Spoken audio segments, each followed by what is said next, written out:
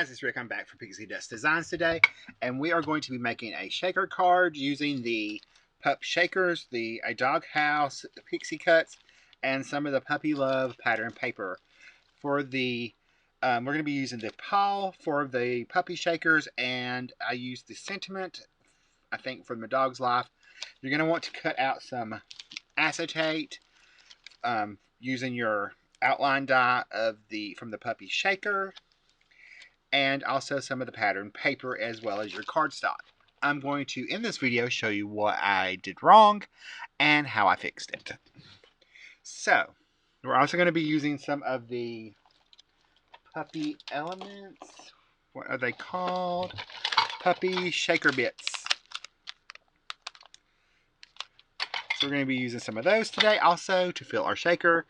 And I put the pattern paper down and thought that it would show after I put my little paw pieces back in. I was wrong. So if you want your pattern paper to show, don't put the pieces back in. Save those for another project. Don't do like Rick. I messed up. I'm sorry. It hurt my heart.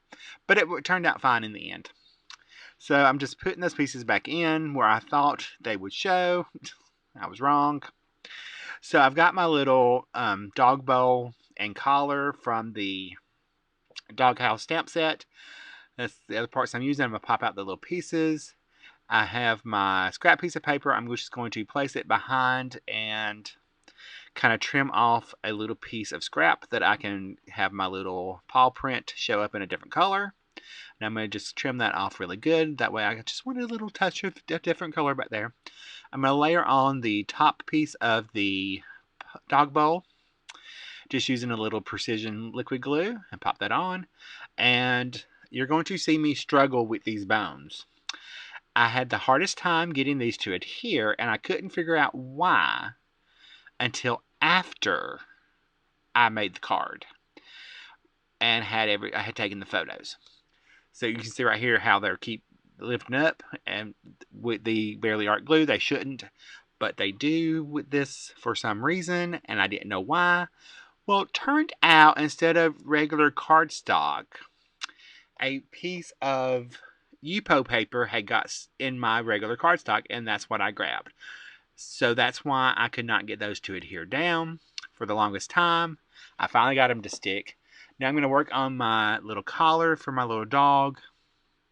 So that's 3 little pieces I just put together. I am going to add the little bone tag here. So I just added that with a little liquid glue. Same problem with this. It was the Yupo paper and Rick did not realize. Now I started adding my shaker elements and with foam tape and didn't stick. So I decided why not cut just multiple layers of the paw in the set and make it easier and stack them together. So that's what I did. I just did 4 or 5 layers of the paw die cuts from scrap pieces of paper, or the paw. I think this is it's the little stitch paw.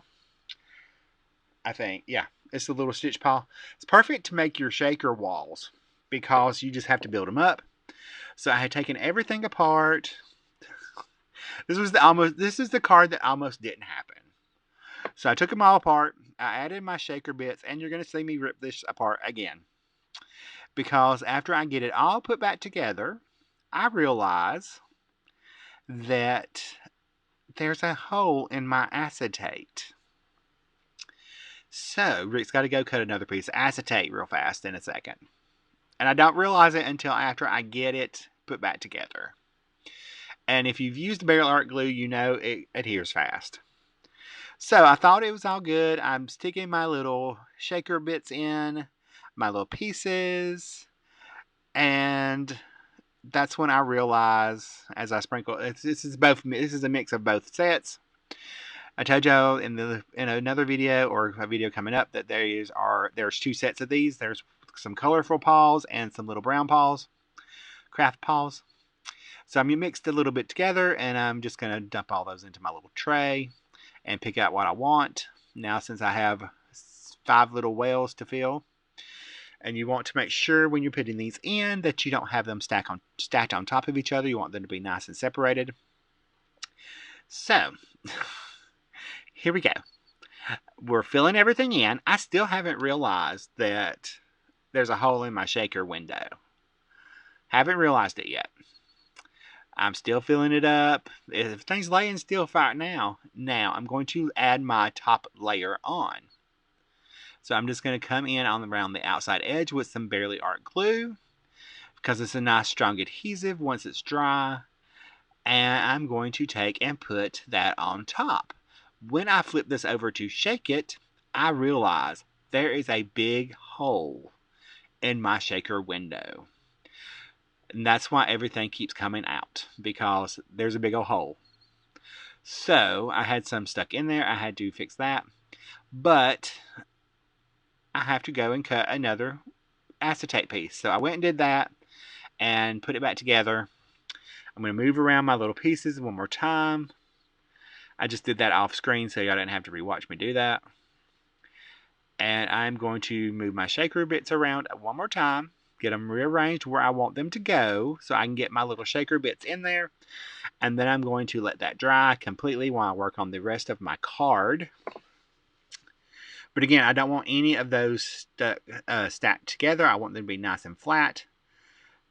That way everything will move around nice and freely. So I'm lining everything up, making sure nothing's coming out. This was, again, the card that almost didn't happen because I had so much a hard time getting my shaker bits in there. If y'all want to see what not to do with the shaker, this is it. But no, really. So I got that fixed. I set it to the side, put a block on it so it would dry.